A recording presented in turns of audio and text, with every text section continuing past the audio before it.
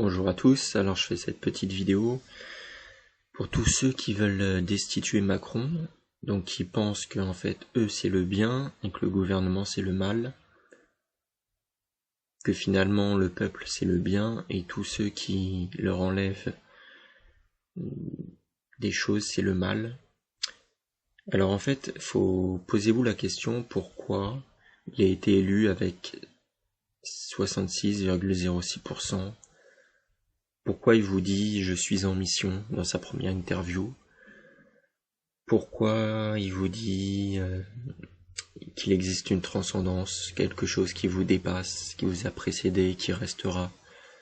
Pourquoi il vous fait des signes de pyramide tout le temps, avec l'œil, etc. Et en fait, lorsque vous comprenez le rôle qu'il a à jouer, vous comprenez qu'en fait le mal, c'est pas lui, c'est le choix que vous allez faire par rapport à lui. C'est-à-dire que, en fait, si vous voulez, pour faire simple, lui, il joue le rôle du Satan. Le Satan, c'est le tentateur, celui qui va vous tenter, vous séduire, sans jamais vous forcer à quoi que ce soit, en respectant votre libre arbitre, et qui va vous, entre guillemets, vous obliger à choisir. Alors beaucoup de gens, voudraient destituer Macron, voudraient faire tomber des têtes, mais en fait ça changera rien, parce que vous enlevez Macron, il y aura à la place un autre gars qui va faire exactement la même chose. Suivre le truc européen, machin, nouvel ordre mondial, mais ça changera rien en fait. Donc le problème c'est pas Macron ou qui que ce soit, le problème c'est quelle est la réponse que vous lui donnez. En fait, il faut réfléchir de manière spirituelle et religieuse. Dans le début de l'évangile de Matthieu, Jésus rencontre Satan. Mais Jésus ne va pas essayer de tuer Satan, ou de s'en prendre à lui, ou de le taper, ou de le destituer, ou quoi que ce soit. Satan, dans le début de l'évangile de Matthieu, il essaye de tenter Jésus, il lui dit « Prosterne-toi, tu auras tout l'or du monde », etc., etc. Tous les plaisirs de ce monde. Et en gros, Jésus, lui, il résiste à Satan. Et c'est de cette manière-là qu'il arrive à le vaincre, en étant souverain sur lui-même. En fait, c'est comme quand vous jouez aux échecs, vous n'avez pas face à vous un ennemi que vous devez abattre, ou tuer, ou décapiter, ou quoi que ce soit, vous avez face à vous un adversaire, contre qui vous devez jouer, et vous ne devez pas lutter contre l'adversaire lui-même, mais contre les effets que produit cet adversaire. Un peu comme au foot, vous avez face à vous un adversaire, mais si vous n'avez pas face à vous une équipe, par exemple le Brésil, il n'y a pas de match en fait, et il n'y a pas de victoire. Si vous n'avez pas en face de vous d'adversaire, il n'y a pas de match, il n'y a pas de victoire, il n'y a pas de jeu, il n'y a pas de foot, il n'y a pas de sport, il n'y a rien. C'est pareil aux échecs. Vous n'avez pas en face de vous un ennemi à supprimer.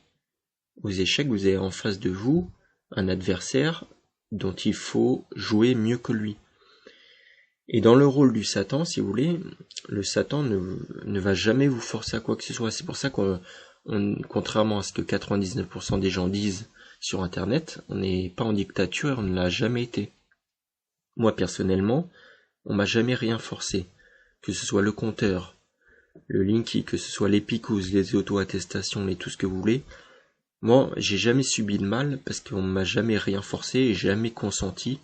J'ai jamais donné mon âme, j'ai jamais pactisé, j'ai jamais accepté les coups de pression, le bluff, les trucs comme au poker, etc. J'ai toujours compris que c'était du bluff, j'ai jamais accepté et donc en fait j'ai jamais rien eu de mal, personnellement.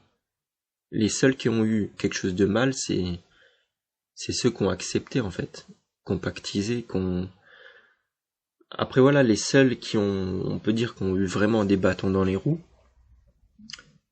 c'est par exemple les soignants, mais eux, c'est un peu différent, parce qu'en fait, eux, ils ont pactisé. Pendant 2 ans, ils auraient pu ouvrir leur gueule, dire que tout ça c'était du bidon, c'était du pipeau et tout, mais non, ils ont accepté. Ils ont pris les honneurs, les applaudissements à 20h, ils ont pris les primes, le statut de héros, etc.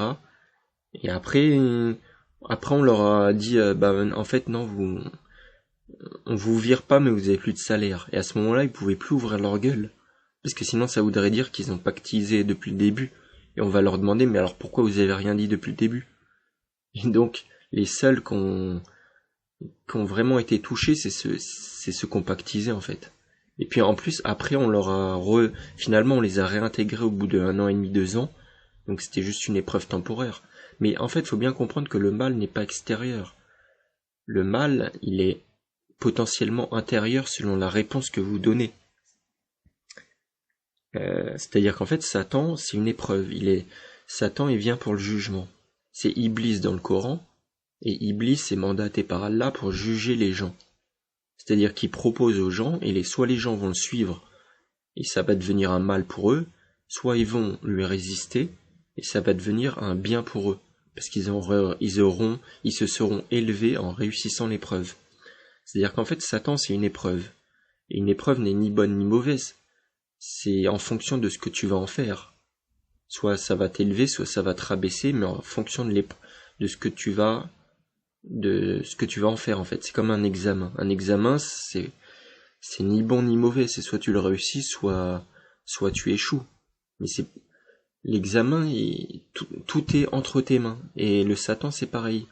Dans l'évangile de Matthieu, au tout début, Satan, il propose à Jésus. Et Jésus, tout est entre ses mains. C'est soit il accepte, il se prosterne, soit il n'accepte pas. Mais tout est entre ses mains et tout est entre vos mains. Le mal, en réalité, c'est que ça nous semble être un mal, parce qu'on a l'impression d'être contraint, mais en fait, c'est juste que peut-être qu'on est addict.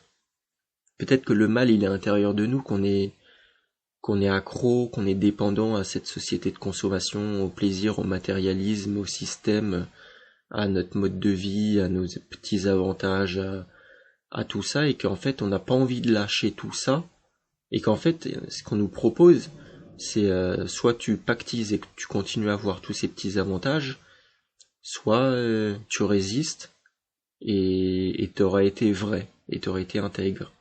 Et nous, évidemment, on voudrait avoir le beurre et l'argent du beurre, on voudrait garder les avantages et en même temps, voilà, ne pas pactiser. Mais en fait, c'est ça le truc, c'est que faut bien comprendre qu'on n'a pas face à nous un ennemi, on a face à nous un adversaire.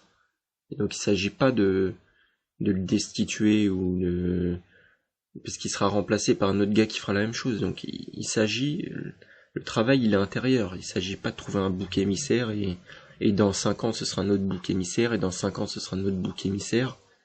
C'est-à-dire à chaque fois la même marionnette, enfin des marionnettes différentes pour un même système, mais le même logiciel en fait. Enfin non, des logiciels différents mais pour le même système d'exploitation. C'est le même ordinateur mais c'est tout le temps la même chose en fait. Et c'est des fusibles en fait, c'est des paratonnerres tous ces gens. Donc posez-vous, essayez de prendre du recul par rapport à tout ça en fait, et de comprendre qu'en fait ils sont là, ils jouent un rôle. Posez-vous la question pourquoi à chaque fois Macron il était appelé Jupiter dans les médias, etc. Jupiter en astro c'est le jugement, et Satan c'est le jugement, Iblis c'est le jugement. Jacob, son combat avec l'ange de Esav, avec le Satan, c'est pareil, c'est un jugement. Et une fois que Jacob il réussit à vaincre l'ange, c'est l'ange lui-même, l'ange déchu, enfin l'ange, le Satan de Esav, qui le renomme Israël.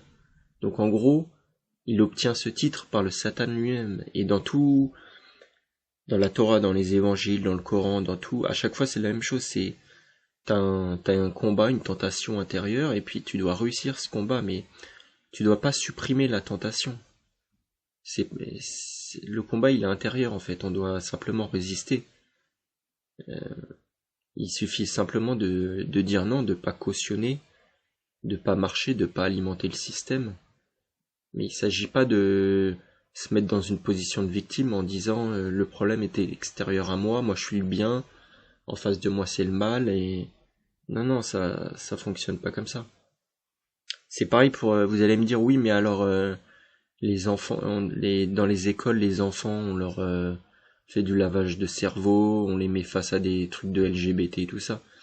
Et là encore c'est pareil, tu choisis d'envoyer ton enfant ou pas. C'est un choix. Tu choisis, c'est en ton âme et conscience. Tu fais ce que tu veux, et vous allez voir que tout tout va être autorisé de plus en plus. Comme dans le système de Sodome et Gomorrhe. C'est-à-dire, tu vas avoir le droit de faire légalement tous les vices possibles et inimaginables. Tu as les pillages, les machins, Aujourd'hui, on le voit, il n'y a plus de justice.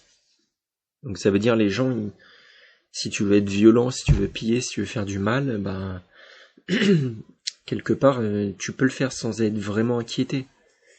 Et ça aussi, c'est une forme de jugement. C'est voilà, Macron, il y a des flics qui témoignent, qui ils reçoivent des ordres de ne pas intervenir, et du coup, ben le tentateur donne l'ordre aux gens, aux flics, de ne pas intervenir, et comme ça, chacun, il montre ce qu'il a au fond de lui, en fait. Il montre parce que tant qu'il y a des lois qui t'obligent à faire le bien, et qui t'empêchent de faire le mal, tu peux pas vraiment vivre selon ce qu'il y a au fond de toi. Mais la question, c'est quand il y a plus de règles, quand tu peux faire le bien ou le mal sans être inquiété, sans avoir de conséquences immédiates et physiques. Qu'est-ce qu'il y a au fond de toi? Il y a le bien ou il y a le mal? Et les gens, ils considèrent comme étant le mal le fait qu'on leur enlève ou qu'on change leur train de vie, ce mode de vie capitaliste, ce mode de vie occidental basé sur la consommation, basé sur les plaisirs matériels, etc. Mais en fait non, t'as toujours le choix. Ceux qui ont voulu continuer à aller au resto, avoir des petits avantages comme ça, bah ils l'ont payé d'une certaine manière. Ils ont accepté la marque. Donc voilà, petite vidéo pour vous dire simplement ça. Merci.